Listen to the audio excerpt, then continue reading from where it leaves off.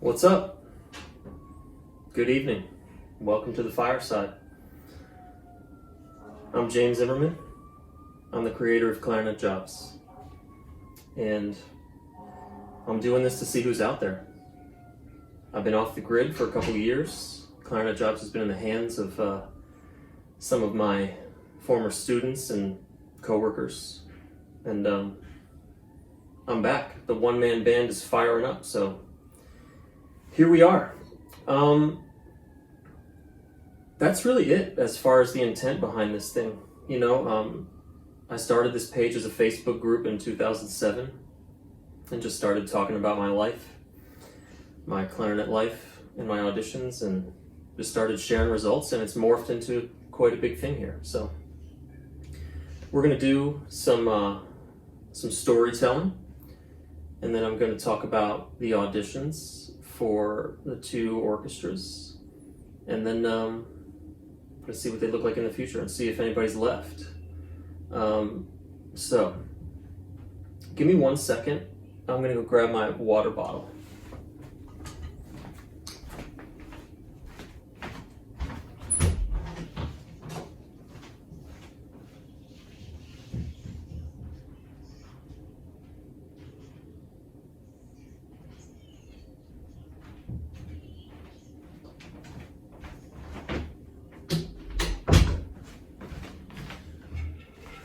All right.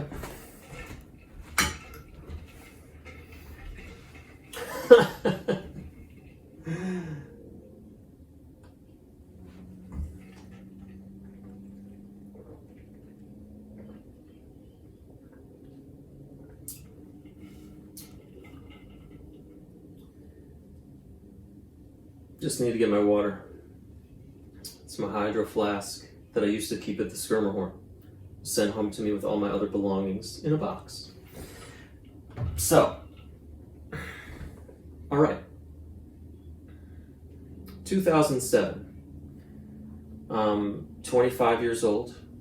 I'm living in Aliso Viejo, California, playing second clarinet to Ben Lulich in this little orchestra called the Pacific Symphony. It's August, and I see the BSO job is open. So I apply. I was taking everything because Pacific was small. Pacific is kind of like a freelancer's entry into Southern California, but not a long-term game if you just want to do the orchestra thing. So I was just trying to get any job that I could that was better than the one I had. BSO is a big job, so I applied, had to make a tape. Made a tape in my local church, submitted the tape. I got invited to the prelims. The prelims were on, if I'm not mistaken, October 15th, 2007. I took a double red eye out there. I had to connect in Newark and Providence. Went up there, slept 13 hours, and then played my prelim. And I got the call on my way home that I was going to have to come back in 3 weeks. So went back to California, practiced for 6 hours a day in the wildfires that we were having out there. It was like really burning up my lungs. And then I went back on November 5th, 2007, 14 years ago today. It's part of the reason I chose tonight. Just all sorts of fire coming tonight. I think there was 10 people up in there in that audition. Power players, like everyone you'd expect from that era. I'm not going to name names. Other than Michael Wayne, who won the job. That's not a secret. So we narrow the field from the semis down to me and Michael. We go up and play. 25 minutes each. Personnel manager comes back down, they still can't decide.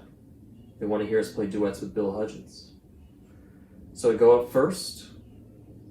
I'm killing it. I had practiced all this stuff with Ben Lulich on stage at Segerstrom. We used to run stuff after concerts. So I would practice for 6 hours a day.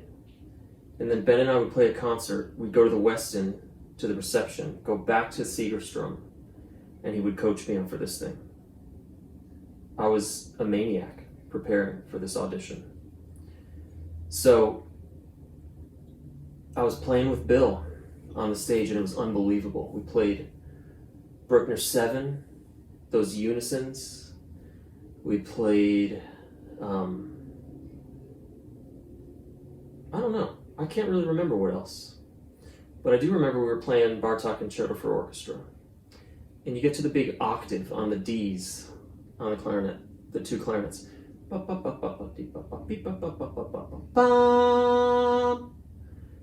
And simultaneously, as we hit that octave, a fire alarm rang in the building on the same pitch.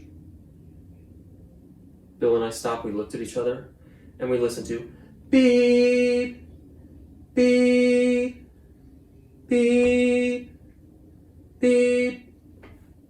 And the proctor runs on stage and he's like, there's a fire alarm, we have to evacuate the building. So I left my horn on the stage, and I went outside while the fire department went into the symphony hall. It was freezing outside. It was bananas watching this affair play out. So they took me out the door, the back door, and they took the committee out a different door, and I saw Tom Martin down the sidewalk, and that was not good, because I had just auditioned for NEC like less than a year earlier, and I played just a dog shit audition.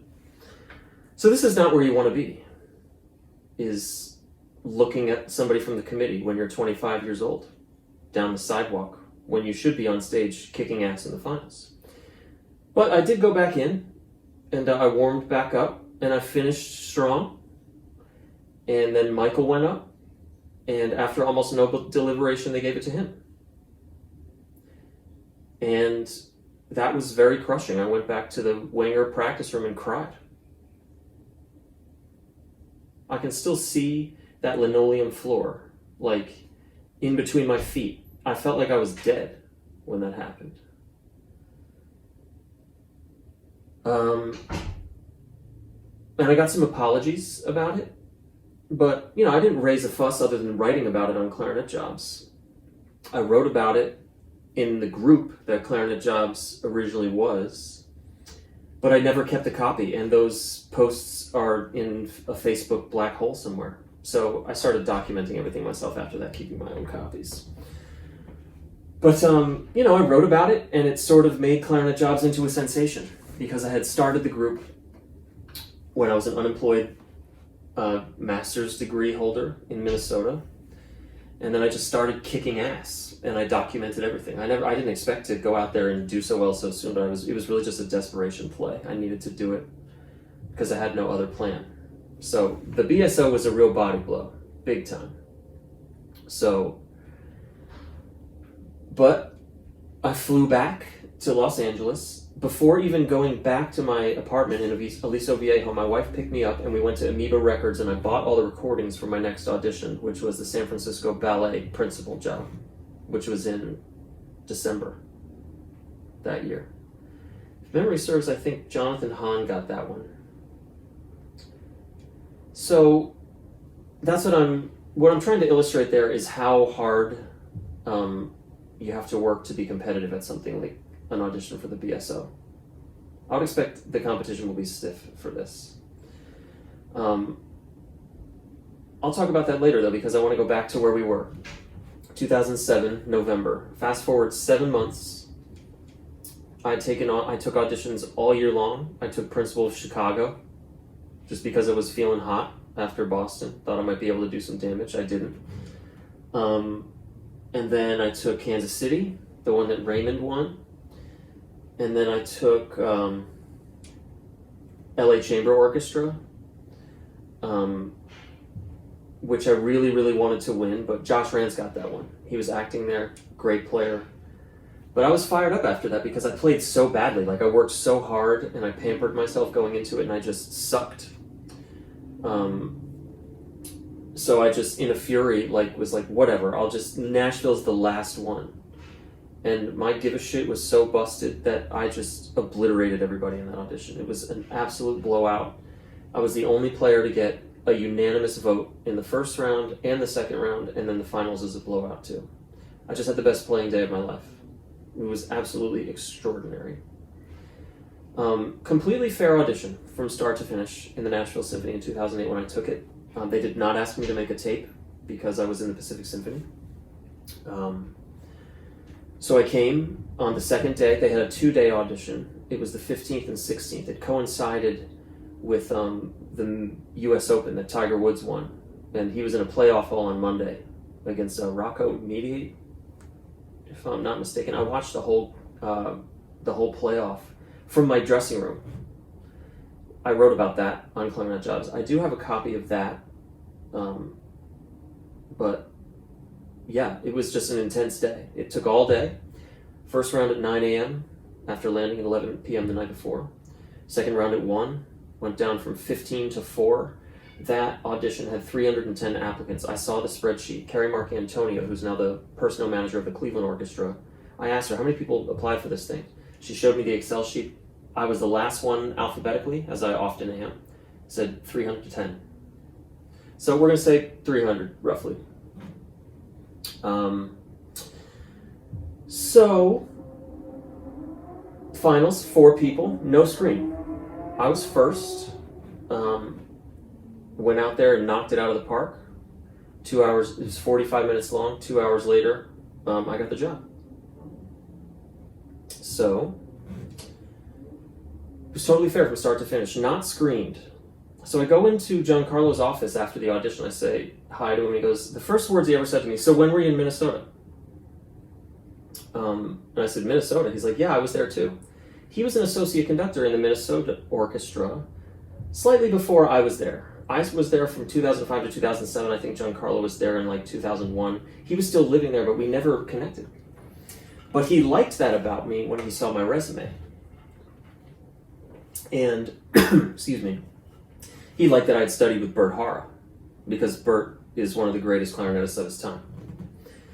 So that helped me. Like in this situation, when you hit the finals and you are unanonymized and the conductor has a connection to you and you're hot already, it's good for the screen to come down. In the Boston Symphony, when you are looked at like the 23-year-old Tanglewood student you were a couple years ago, maybe, even though you've made it this far on the audition, it didn't help me. Screens are important. They're very, very important. We learned a lot about that as a community, as a Clarinet Jobs community, in 2007, 2008. That was the end of an audition era. Well, no, I shouldn't say an audition era. It was the end of an era in this country, because the crash of 2008 happened right after I got to the Nashville Symphony. And so Michael Wayne and I got those 2 jobs like right at the end of like a certain era in the American orchestral landscape. A lot of orchestras kind of went down in 2008, like Opera Pacific. It was the opera company that was the sister company of the Pacific Symphony. That one shut down and never came back. That was a sweet gig, and it's just gone. So that covers what the auditions were like.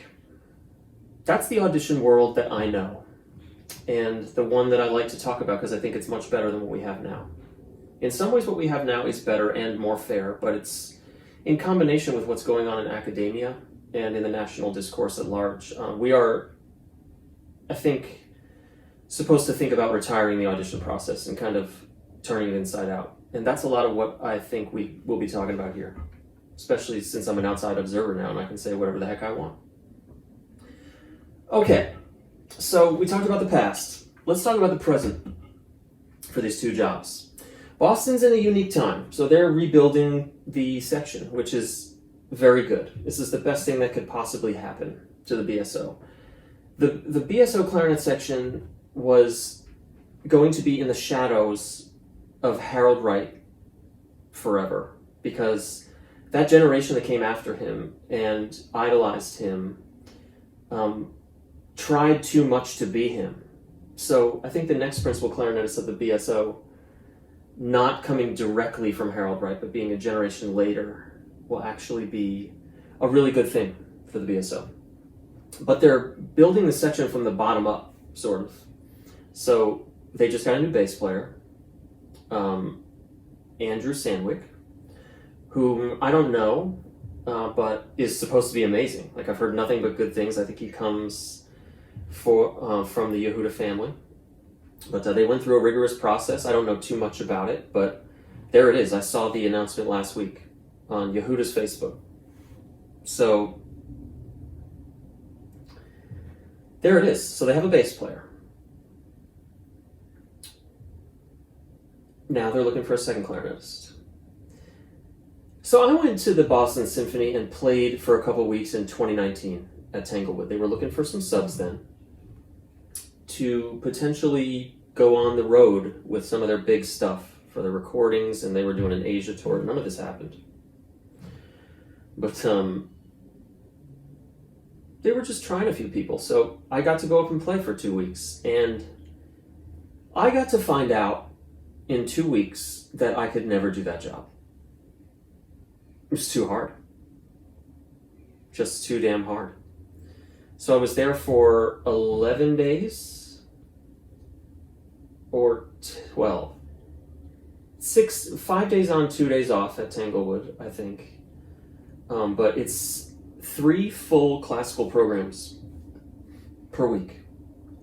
Friday night, Saturday night, Sunday afternoon. And that wind section has 16 full-timers, 4 clarinet players, and I was the only clarinet player in the section who played every piece on every concert. Because in the previous regime, the bass clarinetist didn't really play second. It's just kind of an old school thing, like those titans of the previous generation, like Craig Nordstrom and Laurie Bloom and Linnea Narum in, sorry if I mispronounced that, in the Cleveland Orchestra. Like, they were just there to play bass. So the second player is the workhorse of the section. It is a lot of work doing that job. I was exhausted. I was just like losing my mind by the end of it. And plus, I was being asked a lot of questions by the oboe water cooler about what was going down in Nashville. So it was just so good to play in a good orchestra. That's one thing that makes the BSO job really good. The orchestra is really, really good. Extraordinary. I was amazed. And I was talking to everybody in the wind section about it. And they said, you know, it's a really good reminder from an outsider, like how fortunate we are in the BSO. I was like, dude, you guys are pampered. Taken care of.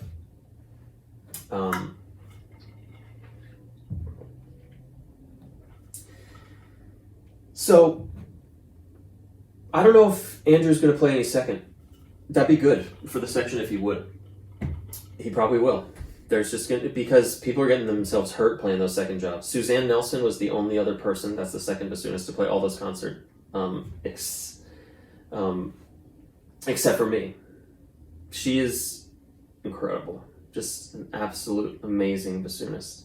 That back row is just tremendous. I absolutely could have fit in there. So it's a hard job. And all those people that I was talking to, they were saying, you should hear us back home at the hall. It's like even better. So it's a great job. Boston's expensive. And there's some, there's some openings coming in the clarinet section in the not too distant future. I mean, those guys have been there for a really long time. I do not know how much longer they're going to be there, but one would think, like, there's about to be some changing of guards up there. So, Nashville Symphony is a terrible job now. Principal clarinet. It's an awful job. The orchestra is defeated by everything imaginable. It's miserable. Morale is low. And you're stepping into a dumpster fire there. You must know this. So there's an article in the Washington Free Beacon by Aaron Sibarium about what happened at that principal oboe audition that everybody should read. And if you're interested in more of the intricacies of that, follow me at SlimZim on Instagram and get after me on LinkedIn and Facebook. So I'm going to talk about it there. I'm not going to dominate this channel with that, but I'm going to let everybody know that that's where I'm headed with that, is to a different channel. I want to keep this professional here on Clarinet Jobs, but you're stepping into an unprofessional situation in the Nashville Symphony. Like, it's not serious. It's all pretenders. It's like Clown World, honestly. It's amazing to me and simultaneously not amazing to me what that job has become. So you are going to have to carry a really heavy load in the Nashville Symphony.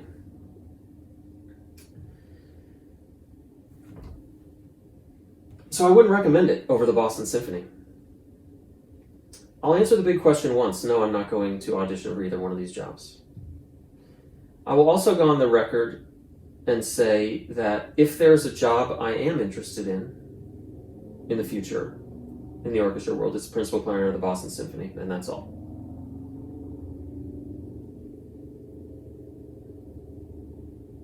But I can't imagine myself taking another audition, because I could never be competitive unless I devoted my whole life to that, and I'm too damn old to invest that kind of time in a crapshoot like an audition, which, as a result of what I've seen in the last couple of years and what I foresee, I don't believe in the process anymore.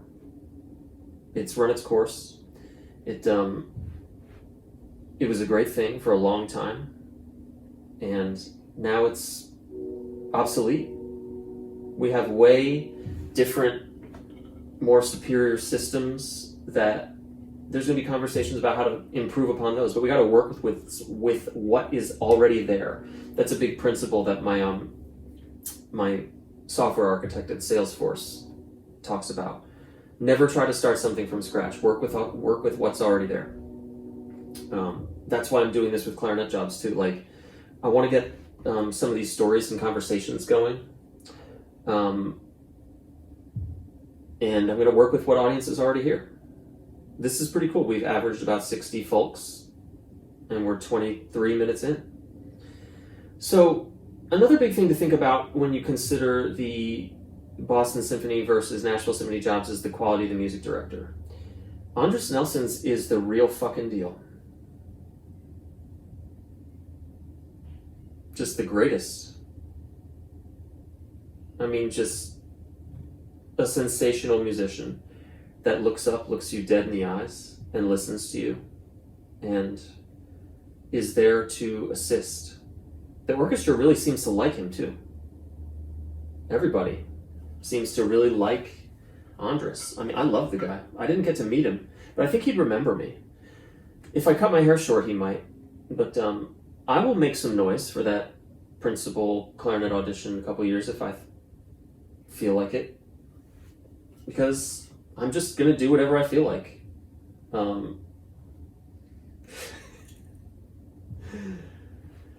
So,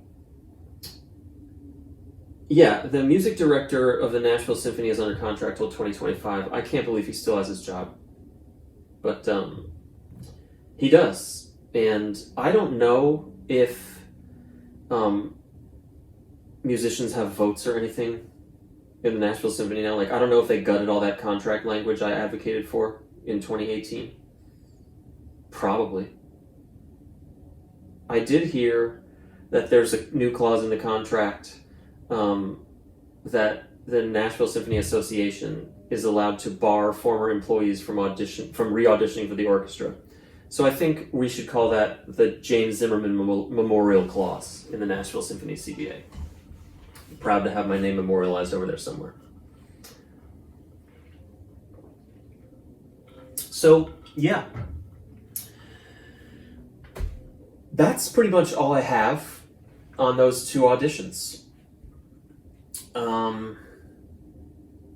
Tying it back to the beginning about the vision for this page, let's just see what happens. It does have a presence on LinkedIn. And I might fire that up. I still have the domain name. The Facebook page doesn't seem to get much engagement, but I'm trying to get the cobwebs blown out of the algorithm. at least when I was posting on here before, like the algorithm rewards good, like a lot of content and a lot of engagement. So, you know, we lost 100 followers immediately because people can tell this is not going to be their cup of tea, and I'm totally cool with that. And a lot of people followed me over on my personal account, so I'm like dividing the line, and everybody is welcome on my personal page. After this, at 9 o'clock, I'm gonna go over to my personal account and tell a story about the night I got fired from the Nashville Symphony. So that's it for me for now. I love the engagement from all of these alt accounts. It's pretty good. I'm glad I can see that. So is there a feature that anybody can come up on stage? Does anybody have any questions? Like I saw for a minute that somebody tried to get up on the stage, like join the live stream. So I'm open to trying that if anybody's down. But I think the lag is really bad. So like nobody's gonna hear that question. I'm not gonna hear a response to that until like 30 seconds after I've actually said it. But I will say I am super happy that there were no like asshole trolls. I mean, I think people know that they're gonna get dunked on, and I am cool with that, actually. Like, come on, bring your A game. You know, keep me honest. We can do we can share the live streams. We can do stand-ups. We can do shop talks. I might do some recorded Zoom conversations with clarinet players whose side hustles I'm super interested in. I've been talking to people. You know, it's interesting to see who still wants to participate, because I mean, I'm radioactive now because I took some unconventional approaches to doing my job. A clarinet player's job in an orchestra is to hold the fucking line. You're right in the middle of the wind section, right? So you can get up with the flute and the oboe, and you can get down with the bassoon, and you don't shake. So that sometimes you have to step up and say no. No. I'm not going along with something crazy. And I was never going to bend on that. And I knew on this platform that I would have at least somewhat of an audience to talk about what went down in auditions, because I'm qualified to talk about them. I've been through an audition dumpster fire. I've been on the trail. I've been reporting on this stuff for 15 years. There's been a lot of stuff that was offline at all times. Like I have informants around the community that have been really cool to me and have told me what's going down and helped me source stuff. So I'm open to all those people getting after me again. A lot of you have my phone number, you know, my email. You can use the Clarinet Jobs email. I've got a much different tech setup now. I have a lot more computers and phones and stuff like that. And I'm also in a new space. I'm in my new house. So I'm trying out all my equipment. I have another feed over there, which is going to go onto YouTube. Maybe. I probably will put that one on YouTube. I might add some documentation and some text on the screen, as I have in past Clarinet Jobs videos. There will certainly be some of that with tonight's presentation. That's going to be different tonight. So, yeah. All right. 30 minutes from now, join me at Slim's Inn. Thanks for coming. Peace out.